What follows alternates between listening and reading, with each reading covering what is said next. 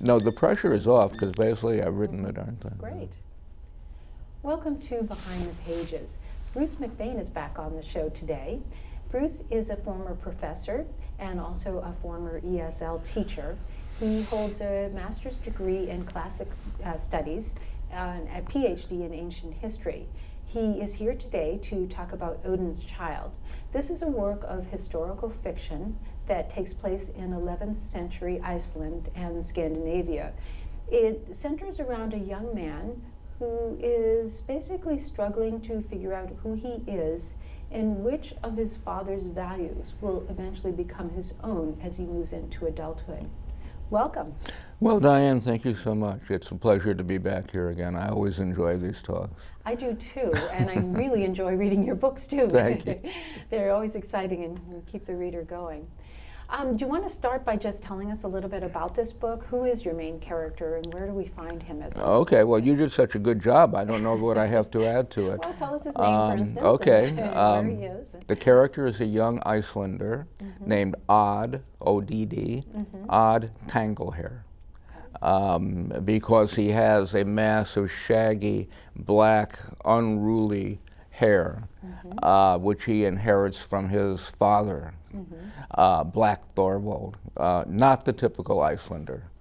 And the crux of the plot is that not only has Odd inherited these dark looks from his father, but has inherited his father's temperament. And his father was a man who had been a prominent chieftain in Viking, and a prominent chieftain and a great Viking, up until the year 1000, when Iceland converted to Christianity. And Black Thorvald held out against us, retreated back to his farm in a rage, and more or less cut off his contact with the rest of the country. Sank gradually into a kind of melancholy, a depression, and Odd takes after him and has a complex love-hate relationship with him. In part, he fears his father. In another way, he wants to be closer to him, but the man has become so closed off. And what Odd feels that he can do to display his loyalty to his father is to stick to the old religion, no matter what. He says, not only am I Black Thorvald's child, but in a sense I am Odin's child, Odin being the ancient king of the Norse gods. And this is what everything follows from that. Because of that, yes, yeah. And the difference, I think, is that in Odd's case, he's doing it out of loyalty to his father, not necessarily because he believes very strongly one way or the other. Isn't that true? Odd is never quite sure. Yeah. Is never quite sure where he comes down on this. Where his father is sure. Yeah, his father is sure. And at one point in the book, Odd says, when Odd performs a pagan sacrifice for the first time in Lapland, where they actually kill an animal and sacrifice it, and Odd asks himself, how do I actually feel doing this? And his answer is self-conscious. My father knew that this was true. I only hope it's true. Right. His father basically sacrificed everything, his leadership in the community, his prosperity, basically everything, because he did not want to give up his real beliefs. Right. And this is actually based on something, you know, all of the, not all, many of the incidents and many of the ideas in the novel come from the Icelandic sagas, these wonderful works of medieval Icelandic fiction, which hark back to the Viking Age, and is as close as we'll ever get to the reality of that world. And one of the sagas, the saga of Egil Skallagrimsson, is about precisely such a man as Black Thorvald, who, when all the rest of his family convert to Christianity, Egil holds out to his dying day. He's simply not going to give in. So it's not utterly fantastic, this idea. Right, this whole idea. Well, as the book opens, Odd is at a horse fighting event. Mm-hmm. Stallion fight. Yeah. Yeah. Can you explain what that is and what takes place? Yes, well, this was a popular entertainment at gatherings in Iceland where they would match two stallions against each other, and the owner of each horse would have, it's called a goad, some kind of a pronged club, which they would hit the horse with to drive it to fight. Now, Odd doesn't do this. Right. Odd's horse is ready to fight, never needs to be touched. I mean, there's certain things that you can't go there. But Odd joins in the fight, throws himself against the horse's flank. He says, the same blood, the same foam covered us both, the same battle joy rose in our throats. So it is of course cruelty to animals if you want to look at it that way, but for Odd it's him and his horse fighting together. But as so often happened in Iceland, these kinds of events led to bloodshed and then blood feud between two families, and that of course is what happens in this case. Yes, because basically Odd's horse is winning this fight and then ends up losing and dying. Is maimed, and Odd has to kill it to put it out of its misery with it. And that because the opponent's horse, the opponent of the other horse, cheats and maims. He throws something and maims Odd's horse.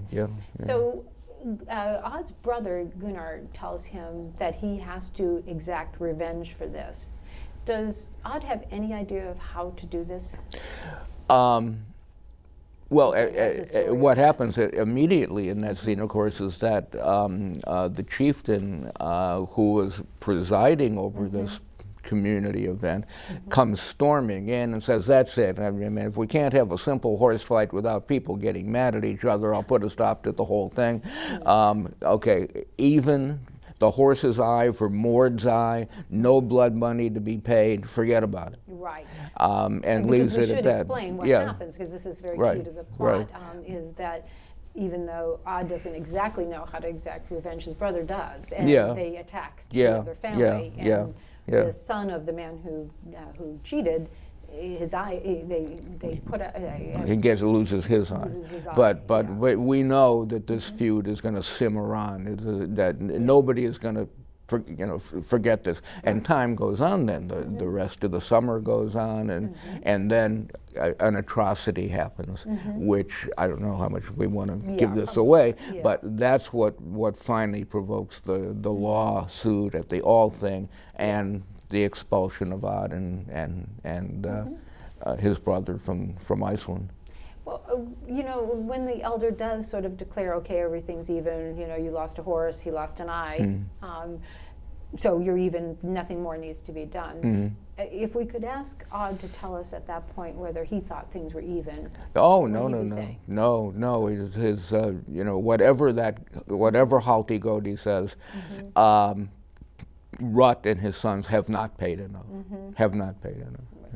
And Odd is basically at this event he has a specific agenda. Do you want to tell us what that is? Well, as going back to what I began by saying, he has inherited his father's temperament, his father's temper, his father's tendency to melancholy, and what he dreads is that he has inherited his father's cowardice, as he interprets it.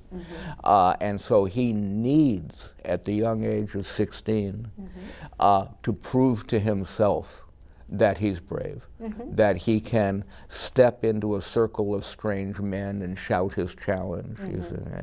And Gunnar doesn't want him to. Gunnar says, you're too young, you're too small, you're going to get trampled, let me do it. And Odd says, no, I have to do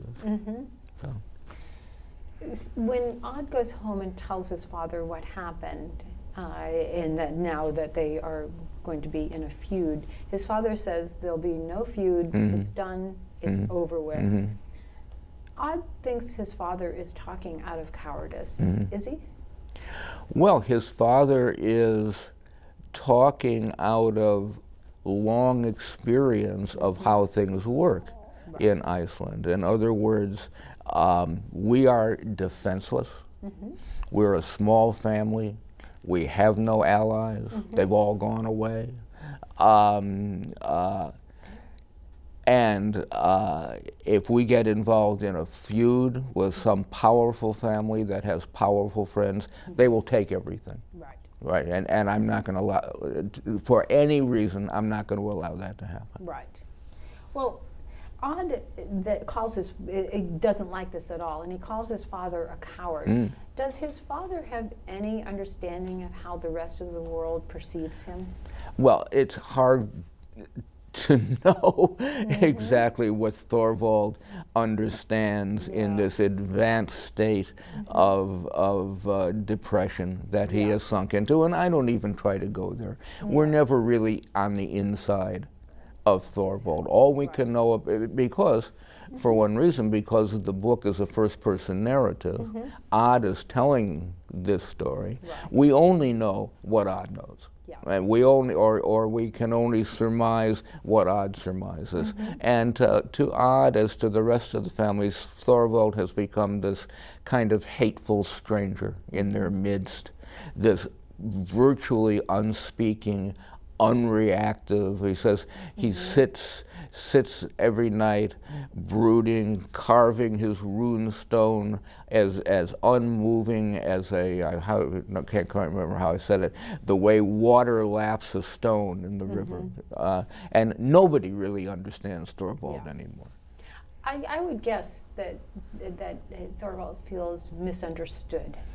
Yes, I suppose I suppose that's a fair thing to say. Yeah. But Thorvald is not good at explaining himself, and so there's only so far you can go with him. Well, you get that sense for him when he's sitting in that chair that he feels misunderstood by the world, not his immediate family, his community, and basically everyone. He thinks he's a person of principle. I think I mean, he has stood up for his principles, and like I said, at the loss of knowing he was going to lose everything he had. But I think my guess is that he feels that nobody really understands that. I suppose, I mean, I suppose you could say that. Yeah. So religion, as it is throughout history, is kind of the source of the conflict between Thorvald's family, their community, and you get the sense that they're not the only ones in all of Iceland that this existed, because Christianity, yes, has been accepted as a national religion, but there are always people who are not going to follow it. Sure. What was the religion, the old religion that they? Well, the old religion, and parenthetically, I should say, it's no longer just an old religion, because I discovered a very large community of neo-pagans. I can speak about that in a moment because it's interesting. So, for whom this is very much still a living religion. But the old religion was the Norse mythology that we're all somewhat familiar with from grammar school, I suppose. Thor and Odin and the other gods, and lesser beings, elves, trolls, and so forth. Odin being the head of the pantheon, who is connected with warfare, with the berserkers, with rune magic, with prophecy. He rides an 8-legged horse. He has only one eye. His emblematic animal is the raven. And this is the religion that most Icelanders believed in before the conversion in the year 1000. And if I can just go back to this parenthetical thought, as I say, it's coming back.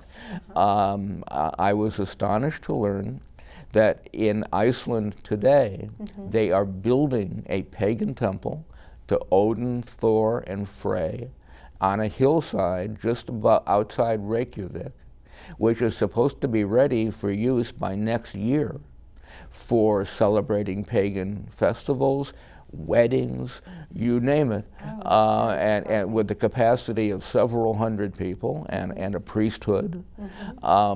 and there seems to be considerable interest in reviving the old religion, and not only in Iceland but elsewhere. I went online. But as a religious belief? As a or religious belief, yeah, no, interest? utterly serious. Wow. Seriously, I went online. If you go on Facebook and Google Plus, you will find a dozen or more online communities of pagans. Wow. Heathen is actually the word they prefer, and I communicated with them. You know, it's a way of pitching the book, quite frankly.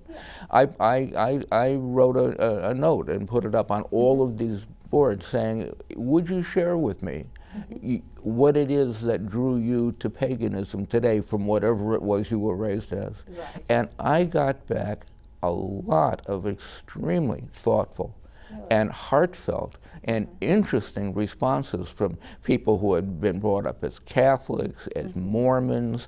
One was a Pentecostalist preacher, who have all somehow found their way to Norse paganism, and this is their religion now. Wow. That is How very interesting surprising. is that? I mean, Yeah, quite surprising. who knew, you know? Yeah, no, exactly. Did you know that before you started the book? No, I didn't. Oh, wow. I did not.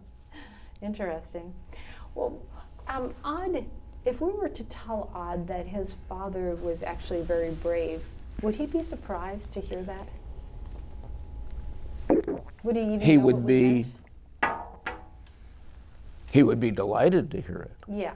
And in fact, he does hear a little bit from his mother about what a fine young man his father had been before this dark cloud descended on him. So Yeah. he has that sense. Right. I would guess, though, as a young man, he doesn't understand bravery in an ethical form. You know, he understands it more, you can fight, you can grab your sword. But, you know, as a young man, he probably doesn't understand bravery as, in the context of standing up for your principles. Perhaps not. Perhaps not. And there is that moment in the book at the trial in Northern where Thorvald does fight. Yeah. And Odd is thrilled to see this. For that instant, the years fall away, and the Thorvald that he always wished had been his father was there again for a moment, you know, but then only for a moment. Right. Odd's father has told him that he is his spirit child, and that he is really everything to him. What responsibility does this carry for Odin, for Odd? I think Odd interprets it simply to mean that no matter what, he is going to stay faithful to what his father believed in, you know. And he says, you know, there are many fine Christians. My mother is a Christian. She's not a bad woman. My uncle Hoskold is a Christian. My best friend Calf is a Christian. But for me, almost let life be simple, but no. In the end, I have to follow this path. Right, yeah. And if I can just put in another point, you know, I suppose someone listening to this or looking at the book might just say, why make pagans your heroes? You know, why go there at all? And I hasten to say that I am not a pagan. You know, so, you know, my personal belief or lack thereof is not to the point. But for a dramatic reason.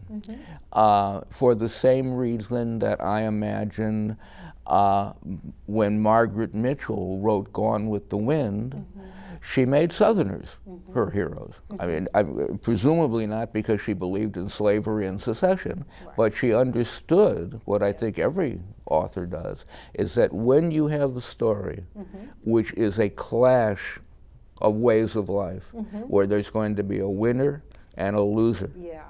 The drama, the pathos is always with the losers. Yeah. Winners are boring. It's the losers who evoke our emotions. You know. That's true, yeah. And Christianity was adopted as a national religion in almost a pretty arbitrary way, wasn't it? Do you want to tell us how that came to be? I mean, yes, and we get this in 2 or 3 versions, differing in some details, but basically the same version from the sagas. It was the year 1000, in which many Christians believed that Christ was going to come back to earth. So it was a time of heightened religious tension, and missionaries came from Saxony, from Norway, from other countries to Iceland. And the story goes that at one meeting one summer at the Althing, which is the parliament, and the gathering of the whole country, it was simply decided, we cannot have people fighting over this. Somebody has to decide. And they chose an honored, respected old man and said, okay, you decide. And he went into his tent and lay down and pulled his blanket over his face and lay there motionless for a day or a night while everybody in their thousands outside waited with bated breath, what's going to happen? And he came out and he said, it's going to be Christianity. That apparently is how it happened. Right. Interesting. And most people had themselves baptized. But a few angry holdouts like Thorvald who stomped back off to their farm and said, I'm having nothing to do with it. Again, or sort of early in the book, we find out that Od's sister is attacked. She's sexually assaulted and then dies very soon after from her wounds. And we are pretty sure this is done by the man who the feud has, that they're feuding with. Yeah, the two families. Well, what does this man stand to gain from provoking Thorvald's family? Hopefully, to get their farm, to get their land, to drive them off. We have to realize this is a violent society. It was also, interestingly enough, a hyper-legal society. I mean, the law codes of medieval Iceland are of baffling complexity. Really? And there's all kinds of things that the process of trials is extremely complex, and yet at the same time very violent. And Strife Rutt, and his ally Snorri, who's an old enemy of Thorvald, simply say, we're going to provoke a fight and we're going to wipe these people out. Right. Well, provoke a fight so that then he can say they attacked him. Yes, He's basically going to try and turn it around and say that they attacked him. Because he has money and power on his side. He has, yes, and powerful friends. So even at that point, Thorvald says, seeing that his daughter has been attacked in this way, is probably going to die, says there'll be no revenge for this. Right. We're not going to be dragged into this. And then at that point, the redoubtable mother, Jorunn Shipbreast, takes over the family. She'd say, that's it. Get rid of Thorvald. We are going to take revenge. And wakes Odd and Gunnar in the middle of the night and sends them out, and from that point on, there's no doubt that Jorunn is running the family. Right. Even if Odd had known the consequences, would he have been able to do anything other than what his mother sent him out to do? I don't think so. I think he is eager to fight, eager to take revenge. He has this old sword and he pulls it out and feels the edge with his thumb and said, oh, this sword has belonged to many men over the years and perhaps they've killed with it. I, at the old age of 16, have never struck a blow with it. Time to change that.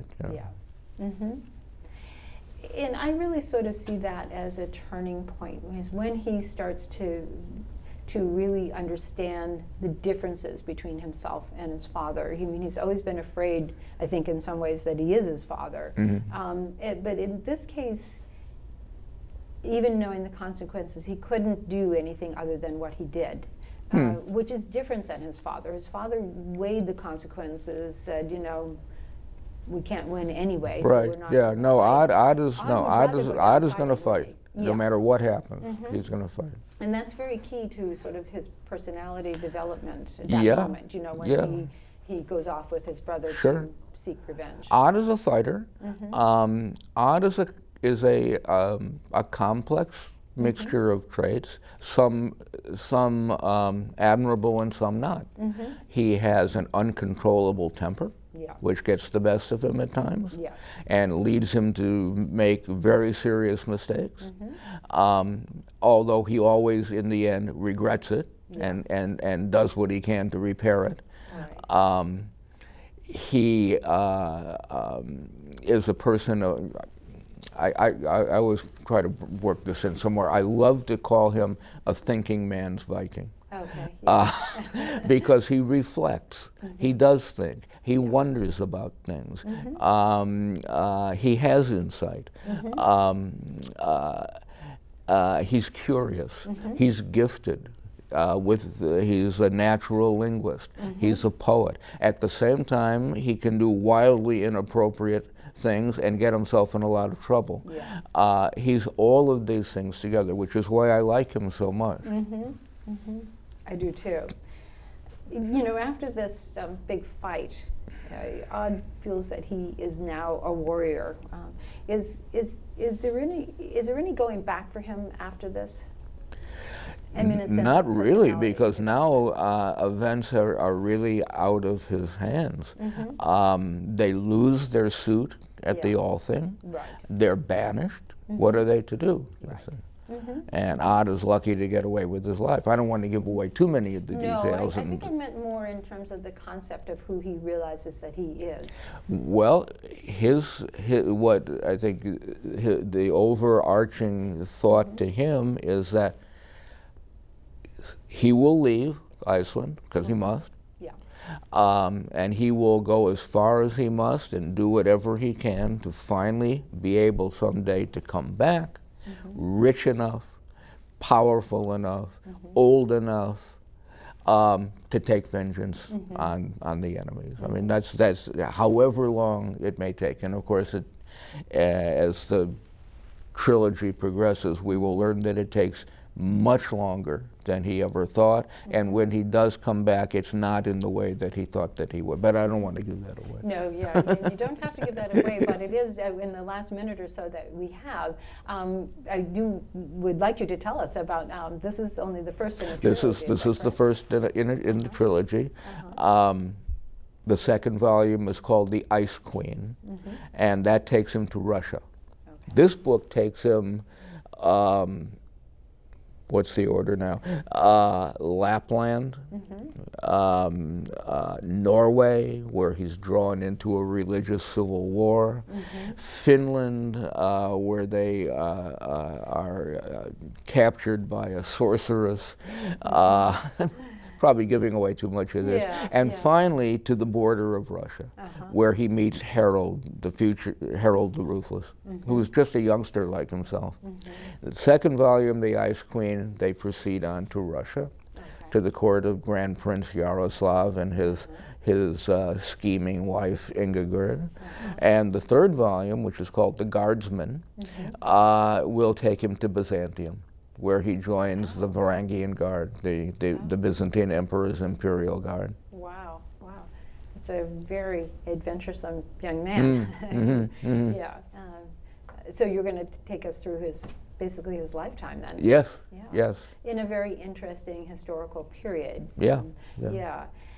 Well, I would like to ask you a little bit more about how you decided to center on that exact period, but unfortunately, we are out of time. Oh my God! Again, we didn't get to the Berserkers. We didn't get to the Jomsvikings. Well, this is why the readers are going to have to read the book. The listeners will have to read the book. You have been watching Behind the Pages from the staff of 22 City View. I'm Diane Goshgarian. Thank you for being with us. And thank you. Well, as always, it's gone by much too fast. Yeah.